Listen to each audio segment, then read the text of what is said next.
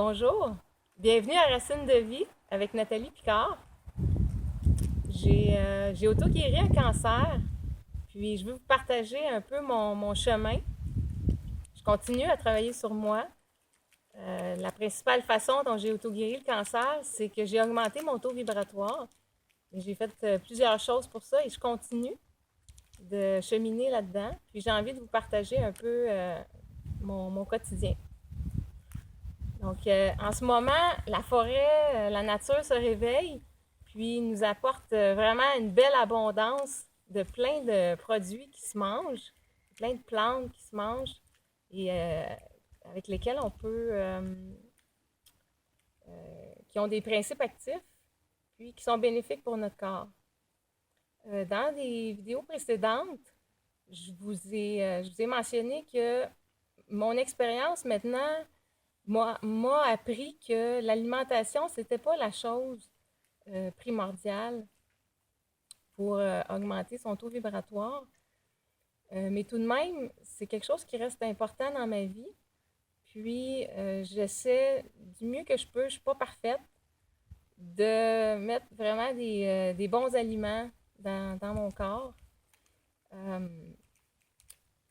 Et puis, j'ai fait le choix d'être végétalienne et principalement crudivore.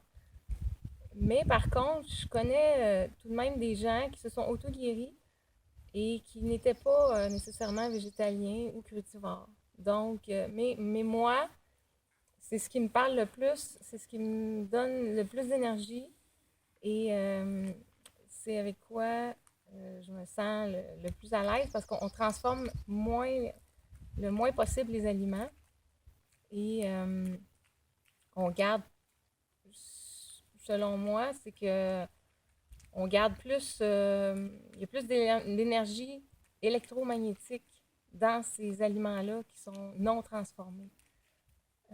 Nous, on a un champ électromagnétique. On n'est pas seulement de la matière solide, mais on est aussi de l'énergie, de la lumière. Et les aliments aussi ont un champ électromagnétique. Et ce que je me suis rendu compte en regardant des photos Kirlian, qui est un appareil spécial qui photographie la lumière des aliments, c'est que lorsque ces aliments-là ne sont pas cuits, la lumière, l'énergie qu'ils ont est les plus grande. Je vais vous montrer une image. Ici, d'une tomate qui a été légèrement cuite ici et une tomate qui n'a pas été cuite. Donc, on voit que la lumière de la tomate qui n'est pas cuite est vraiment plus grande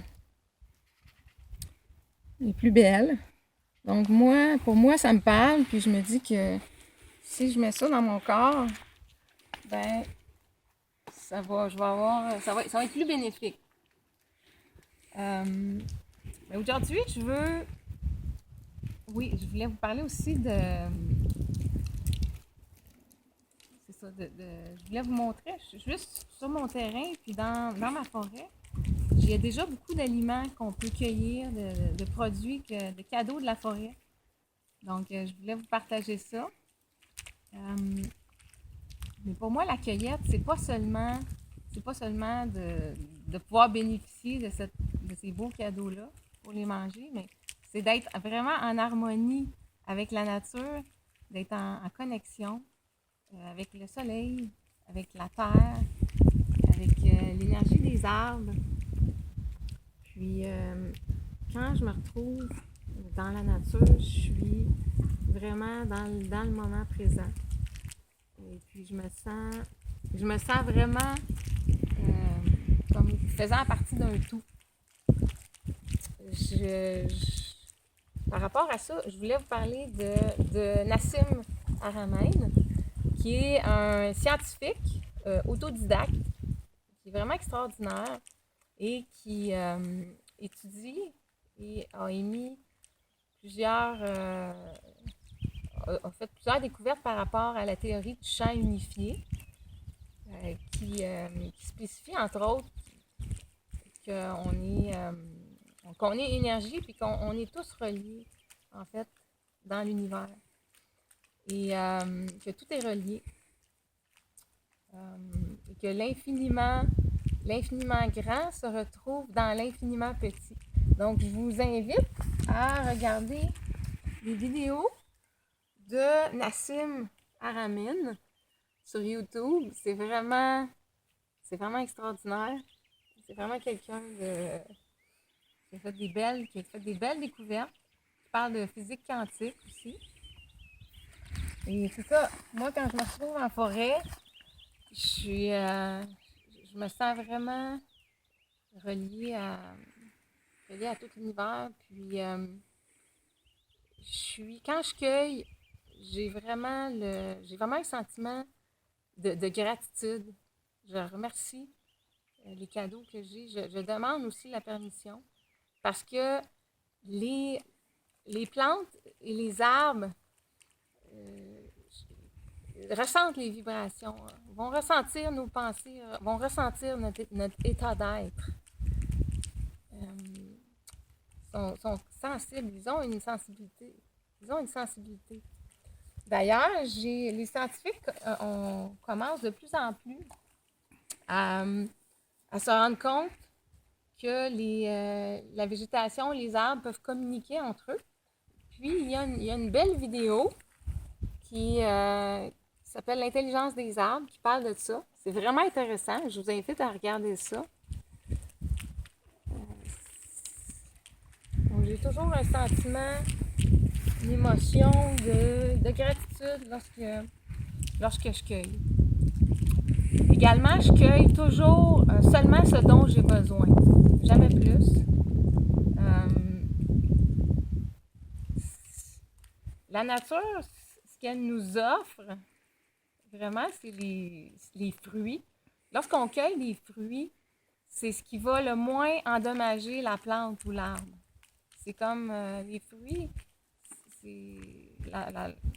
l'arbre va les produire pour se reproduire. Donc, lorsque on enlève les fruits, ça n'endommage pas, ça n'enlève pas vraiment d'énergie à la plante. Donc, on peut en cueillir quand même abondamment. Maintenant, les fleurs aussi. Lorsqu'on cueille des feuilles, il faut faire plus attention. Ça va quand même enlever de l'énergie à la plante. Donc, il ne faut pas en cueillir. Il faut cueillir ce dont on a besoin, puis pas cueillir toutes les feuilles d'une plante ou d'un arbre. Et évidemment, lorsqu'on cueille les racines, le rhizome ou le bulbe, ben, si on l'enlève tout de la plante, elle ne pourra pas continuer sa vie. Donc, il faut faire attention, puis il faut le faire avec conscience. Ouais. Pendant mon processus d'auto-guérison, je me faisais des jus à chaque jour. Et je mettais toujours dans des jus frais, des fraîchement pressés. Je mettais à chaque jour des plantes que je cueillais autour de chez moi, des plantes fraîches. Parce que, bon, ils n'ont pas été transformés. C'est local, c'est au niveau de l'environnement aussi, c'est ce qu'il y a de mieux. Parce qu'il n'y a pas de transport qui se fait. Puis on a un sentiment de satisfaction aussi, d'être autosuffisant, d'être autonome. Ça ne coûte rien, c'est gratuit, c'est là. C'est vraiment magnifique. Les jus frais contiennent beaucoup d'ions négatifs.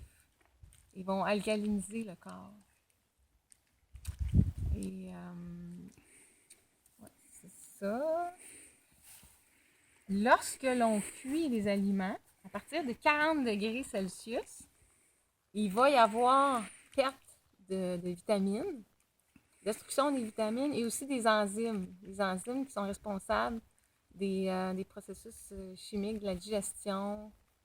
Donc, lorsque on mange un aliment qui est frais, qui est cru, ben, il va contenir vraiment plus d'énergie, plus de vitamines. Donc, c'est vraiment un super aliment. Puis lorsqu'il vient de la forêt, moi j'appelle ça des super aliments. C'est rempli de minéraux. C'est comme, je pense que c'est plus fort que des fruits et des légumes cultivés. Ça n'a pas été hybridé. C'est vraiment puissant. Ouais. Donc, moi, j'ai fait un cours d'herboristerie sur les plantes médicinales il y a déjà plusieurs années avec l'Herbothèque à Amnord, qui était à l'époque à Amnord. Et maintenant, l'Herbothèque a déménagé, ça a été acheté par d'autres personnes. Ils sont situés maintenant dans les Laurentides à Lantier. C'est vraiment un super beau lieu et ils offrent des cours d'herboristerie. Je vous le recommande. J'ai aussi travaillé à la Clé des Champs comme horticultrice. Je cueillais je produisais les plantes médicinales dans les champs. Puis, il y a quelques années, j'ai fait un cours sur de cueilleur professionnel de PFNL, produits forestiers non ligneux.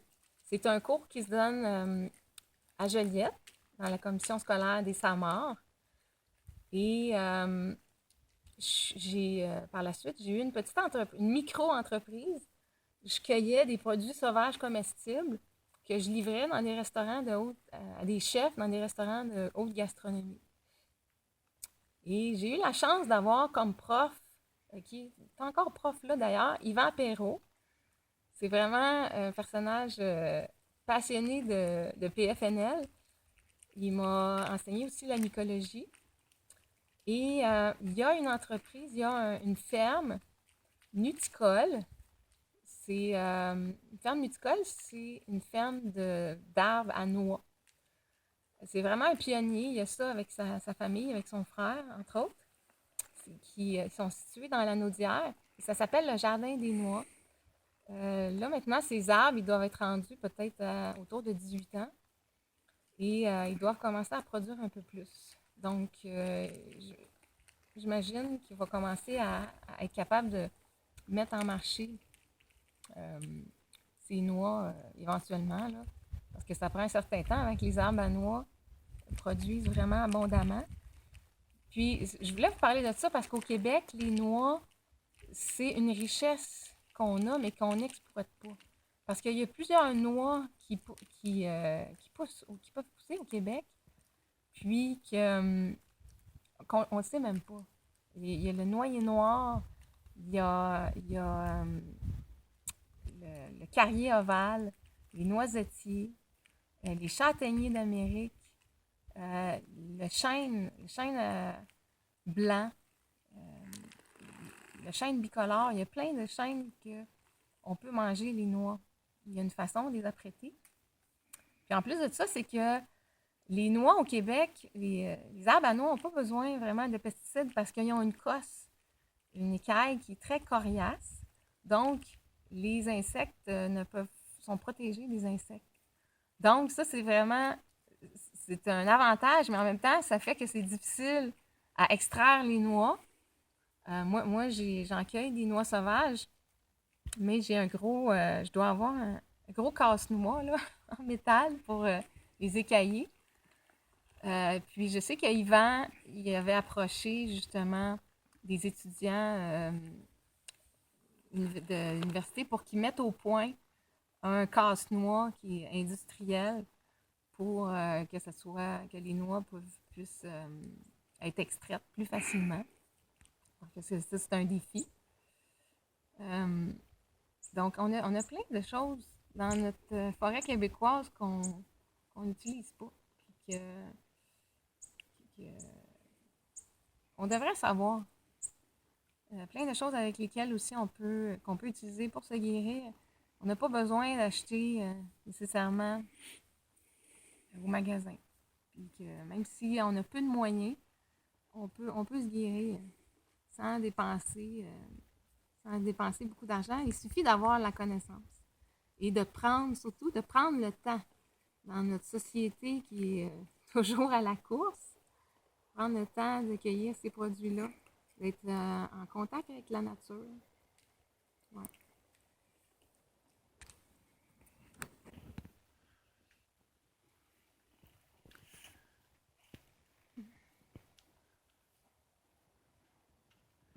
Quoi quel point? Tu pèses sur...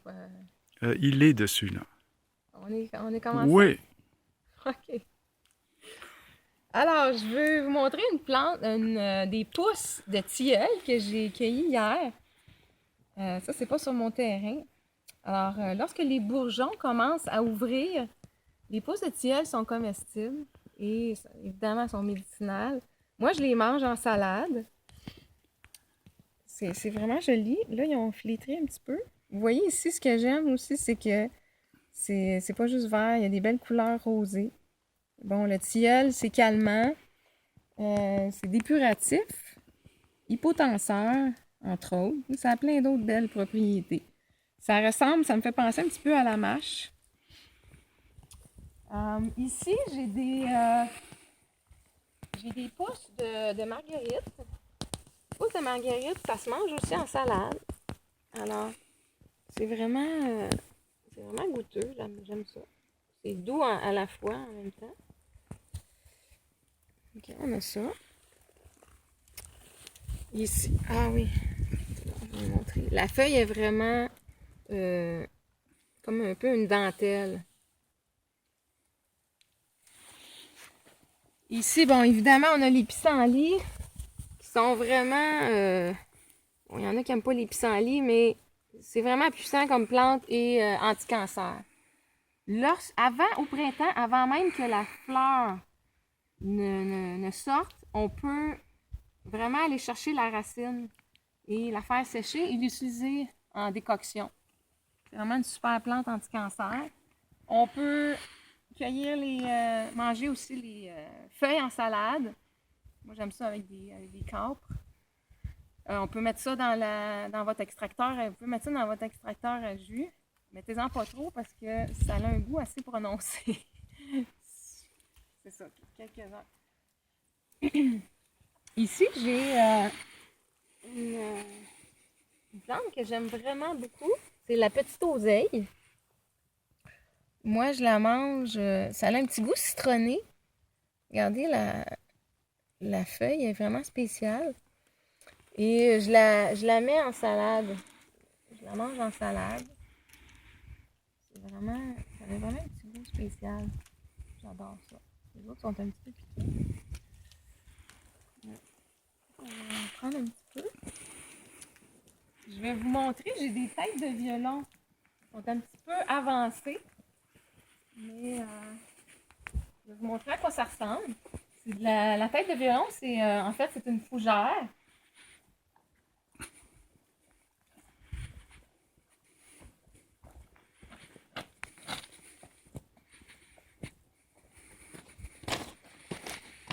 Donc,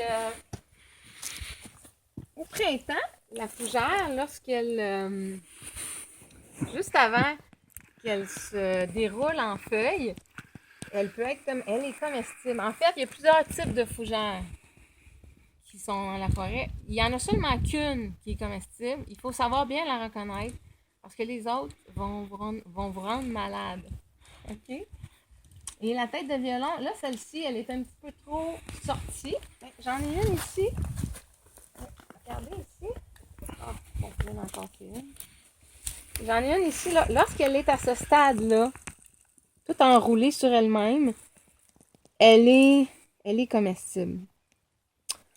Ne cueillez seulement que maximum 3 têtes de violon par plant pour ne pas affaiblir le plant et pour qu'il revienne les années suivantes, qu'il puisse refaire son énergie. La tête de violon, la fougère qui est comestible, elle s'appelle fougère à autruche, fougère de l'autruche. Et une des façons de la reconnaître, c'est qu'à l'intérieur de la tige, il y a comme une encavure. Aussi, je vais la casser. On fait juste la casser en la pliant là, ou en la coupant avec nos ongles. Là. Comme ça. Et autour de la tige, autour de la tête de violon, il y a comme une cuticule. Elle a commencé à partir. Il y a comme une petite cuticule brune qu'on doit enlever avant de la manger. Donc, c'est une des façons de la reconnaître. Moi, ce que je fais, j'ai une espèce de gros filet Lorsque je cueille les têtes de violon, je mets ça dans le filet et je brasse ça dans la rivière avec un courant et les cuticules vont partir. Bon, je mange cru principalement, mais les têtes de violon, on doit les faire cuire pour les manger parce qu'il y a une toxine dedans. C'est bien important à savoir, sinon vous allez être malade si vous mangez ça cru. Une genre de petite toxine que lorsque on la fait cuire dans l'eau bouillante, ça va enlever la toxine. Il faut la faire cuire dans au moins 2 eaux bouillantes différentes, de 3 à 5 minutes chaque fois. Et moi, tout de suite après l'avoir fait cuire, je la mets dans un bain d'eau froide pour qu'elle arrête de cuire, pour pas qu'elle soit toute mollasse et qu'elle perde toutes ses propriétés. Vous pouvez aussi les congeler. Donc, c'est vraiment bon. Un beau cadeau de la nature.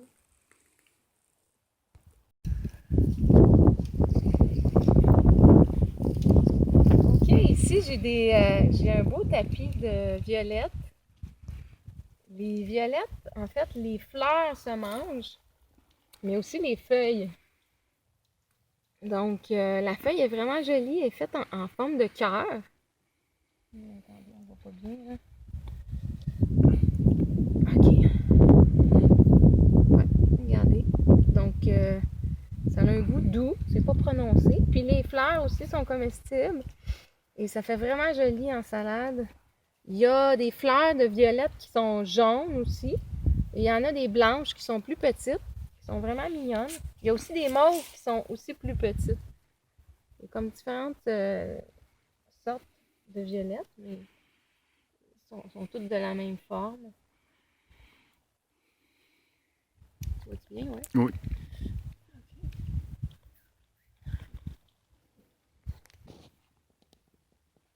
OK, ici, j'ai des pousses d'ortie. L'ortie dioïque, c'est vraiment une de mes plantes préférées. C'est une plante qui est très, très riche, qui est reminéralisante, qui va nettoyer le sang, qui apporte beaucoup de fer à l'organisme. Et puis, elle a des petits poils urticants.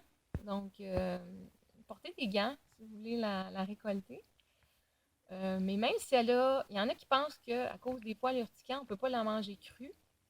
Mais moi, je la mets fraîche dans des smoothies ou je la mets directement dans mon extracteur à jus. Une des façons de la reconnaître, à part les petits poils, c'est que sa tige, elle est quadrangulaire. Elle a une tige carrée. Aussi, je prépare un pesto, moi, avec l'ortie, qu'on peut mélanger avec le basilic, ou seulement ortie, citron, graines de chanvre, un peu d'huile. Donc, mais j'en ai utilisé énormément dans mes jus que j'ajoutais à mes jus ou à mes smoothies.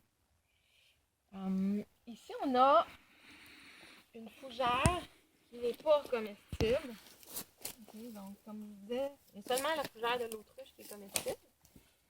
Donc, faire attention de ne pas manger n'importe quelle tête de violon. D'avoir des bons livres d'identification, plusieurs livres, parce que des fois, les images peuvent porter à confusion. Moi, j'aime beaucoup les petits livres Fleurbeck. Il y a aussi Annie Schneider pour les plantes médicinales, qui a des beaux livres.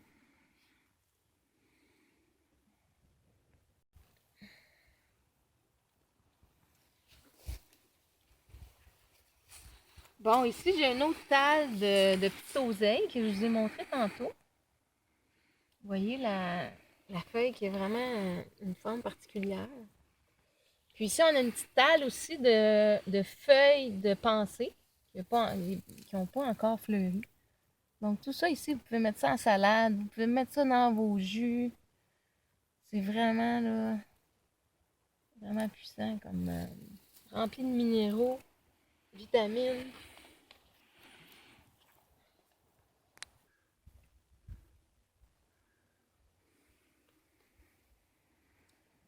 Ici, j'ai la fleur de tisselage qui est comestible. On peut la manger en salade. C'est pas ma fleur préférée, mais le tisselage, c'est bon pour les toux, pour poumons. Ça le dit, tisselage, tout.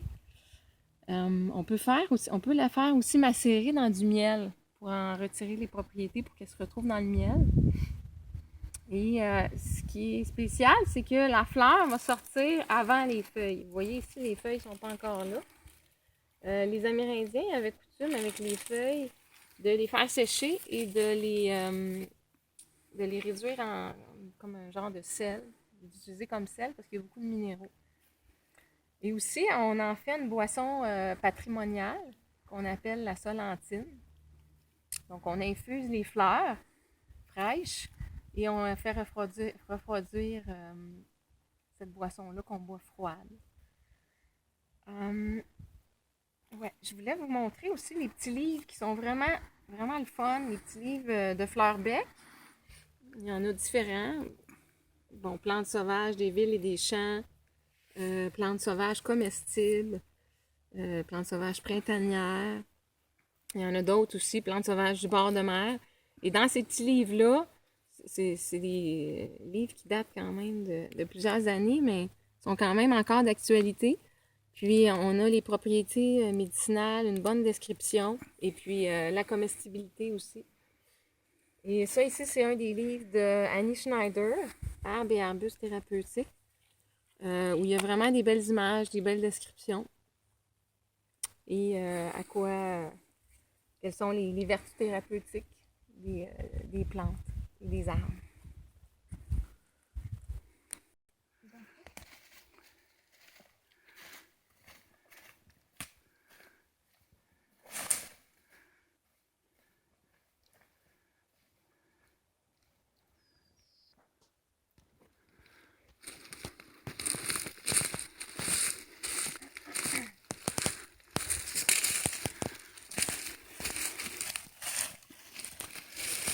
Okay.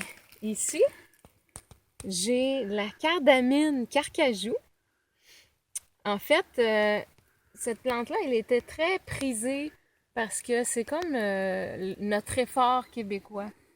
Le rhizome, la racine, le rhizome, est comestible et a vraiment un goût de réfort. Il a été quand même pas mal récolté. Donc, c'est une espèce qui est protégée maintenant. Et moi, j'en ai... en tout cas, il y en a peu ici. Donc, je fais vraiment attention. Puis, si je tombe sur des grosses talles, je ne vais jamais cueillir le rhizome. Je vais tout le temps cueillir seulement un petit peu, quelques feuilles, parce que la feuille aussi est comestible et elle a un goût de réfort. Les feuilles que je vais utiliser comme assaisonnement. C'est ça. Ici.